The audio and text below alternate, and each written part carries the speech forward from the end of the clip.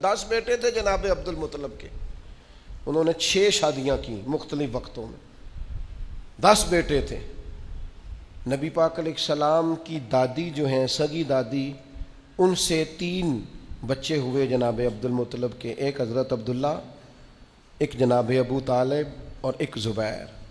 یہ 3 بچے، یہ سگے 2 چچا ہیں، باقی بھی چچا ہیں، ابو لہب بھی ہیں، دیگر بھی ہیں، جناب عباس بھی ہیں، لیکن یہ 2 سگے بھائی ہیں ابو طالب اور زبیر حضرت عبداللہ رضی اللہ تعالیٰ عنہ کے۔ حضرت عبداللہ چھوٹے بیٹے ہیں جناب عبد المطلب کے، لیکن خوبصورت سب سے زیادہ تھے، حسین سب سے زیادہ تھے، اور بہادر سب سے زیادہ تھے، سخی سب سے زیادہ تھے، اور گفتگو کرنے کا ملکہ اور سلیقہ اور اپنی بات سمجھانا اور دل میں اتار دینا، اس کا طریقہ سب سے زیادہ آتا تھا۔ اور جب گفتگو کرتے حضرت عبداللہ تو کسی شخص کے چہرے پر نظر ٹکا کے نہیں، نظریں جھکا کے بات کرتے، اور کمال یہ تھا کہ حسن ہے، جمال ہے، جوانی ہے۔ ایک عورت فریفتہ ہو گئی، اس نے آ کے حضرت عبداللہ کو دعوت دی کہ میں اتنا کچھ دوں گی، آپ میری طرف متوجہ ہوں۔ آپ نے فرمایا خبردار، مرد کے لیے سب سے قیمتی چیز اس کی غیرت ہوتی ہے، میں غیرت مند ہوں، کبھی کسی ناجائز چیز کی طرف توجہ کر سکتا۔ یہ جو یہودی تھے نا، یہودی شروع سے بڑے مکار ہیں، انہوں نے تورات کے اندر وہ نشانیاں پڑھ لی تھی نبی پاک علیہ السلام، یہ جانتے تھے جناب عبداللہ کو کہ حضور کا نور یہاں منتقل ہو گیا۔ ان کے جو کاہن تھے نا، کاہن، یہ جانتے تھے۔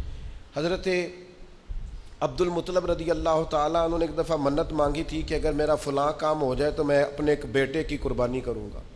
وہ معاملہ حل ہو گیا، آپ زمزم کے کنویں کا حل ہو گیا، بیٹا ذبح کرنا ہے، قرآن اندازی کی تو قرہ نکل آیا جناب عبداللہ کے نام کا۔ اب جب بیٹا ذبح کرنے لگے تو ساری دنیا اکٹھی ہو گئی، سب سے خوبصورت بچہ۔ اب کیا کریں؟ انہوں نے کہا جو تورات جاننے والا کوئی ہو اس کے پاس جائیں۔ ایک بی بی تھی، بڑی ماہر تھی تورات جاننے، اس سے جا کے مشورہ کیا تو وہ کہنے لگی اس کا طریقہ ہے نا، آپ ایک طرف جناب عبداللہ کو کھڑا کریں، ایک طرف ایک اونٹ کھڑا کریں، قرآن اندازی کریں، اگر تو قرآن نکلا حضرت عبداللہ کے نام کا تو اونٹ ڈبل کر کے پھر قرآن اندازی کر لیں، اور اگر پھر قرآن حضرت عبداللہ کے نام کا نکلا تو اونٹ 2 کی جگہ 4 کر دیں۔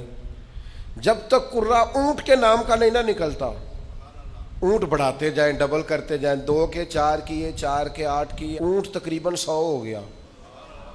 100 اونٹ جب ہوا نا تو پھر جا کے قرہ نکلا، یعنی 1 2 کر کے اونٹ، یعنی 1 کر کے سمجھ لیں اونٹ بڑھائے جا رہے تھے۔ تو اب 100 اونٹ ہوا تو قرہ نکلا اونٹوں کے نام کا، تو 100 اونٹ ذبح ہوئے جناب عبداللہ کی طرف سے۔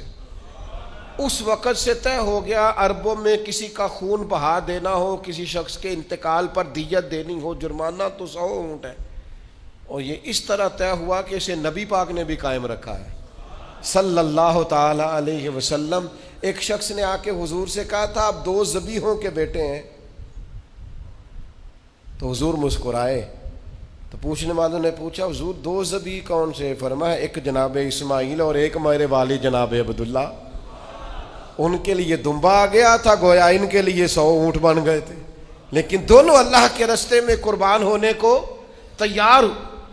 وہ چونکہ جانتے تھے یہودی یہ ساری باتیں مشہور ہو گئی، ان کا حسن بھی، جمال بھی، خوبصورتی بھی، اور پھر 100 اونٹ ان کی طرف سے ذبح ہوئے، یہ ساری باتیں بھی جب معروف ہو گئیں، تب یہودی جو تھے وہ چاہتے نہیں تھے معاذ اللہ ثم معاذ اللہ کہ نبوت ادھر جائے۔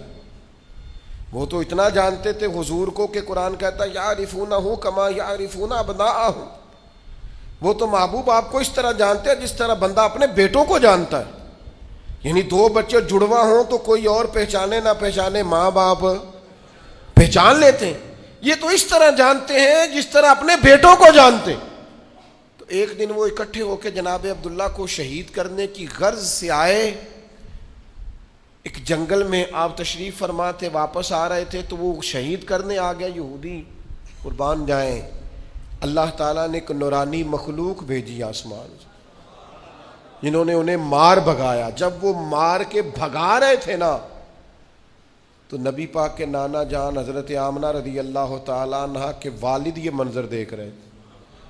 ان کی بیٹی بھی اس دور کی بیٹیوں میں سب سے زیادہ حسین، سب سے زیادہ پاک باز، اخلاق میں سب سے زیادہ اعلیٰ، اپنا مزاج حضرت ابراہیم علیہ السلام کی شریعت پر ہے، چونکہ نبی پاک کے والدین ملت ابراہیم پر ہے، اس طریقے پر عبادت، ریاضت، بت پرستی سے، شرک سے، کفر سے پاک.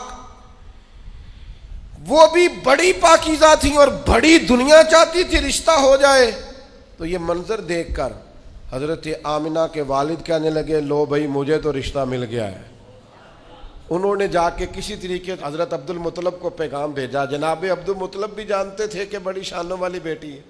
اللہ نے موقع بنایا، یہ نکاح ہو گیا، اور پھر امی بن کر امانت آمنہ کی گود میں آئی.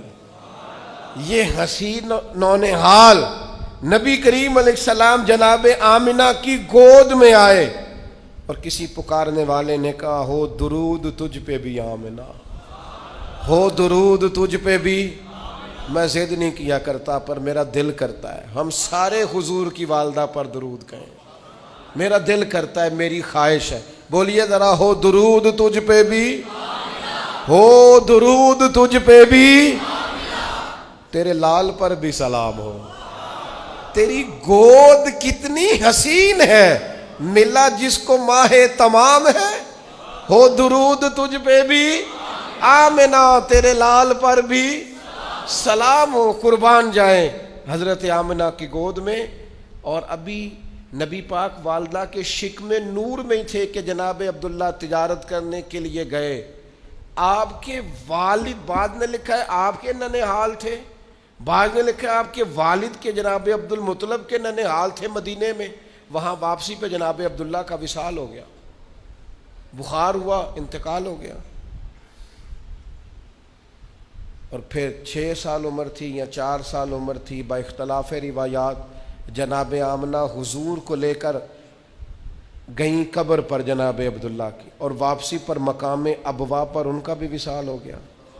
اور جناب ام ایمن کہتی ہیں جناب آمنہ کا جب وصال ہو رہا تھا تو مجھے بیٹا تھما کے، پیارے محمد صلی اللہ علیہ وسلم کا بازو مجھے تھما کے کہہ رہی تھی میرے بیٹے کا خیال رکھنا. تو میں نے کہا جناب آمنہ آپ بھی جا رہی ہیں اور ان کے والد بھی چلے گئے. تو کہتی ہیں کہ وہ آرام فرما تھی، طبیعت ان کی علیل تھی. تو کہنے لگی ام ایمن سن، اس کے باپ بھی رخصت ہو گئے، میں بھی جا رہی ہوں، پر ہمارا ذکر کبھی دنیا سے نہیں جائے گا. ہمارا ذکر تا صبح قیامت، بعد قیامت بھی ہمیشہ ہوتا رہے گا. تو جناب ام ایمن کہتی ہیں میں نے کہا وہ کس طرح؟ تو کہتی ہیں بیماری کے عالم نے اشارہ کر کے کہنے لگی میں نے چونکہ پاکیزہ بیٹا پیدا کیا ہے لہذا میرا ذکر قیامت کے بعد تک بھی قائم رہے گا.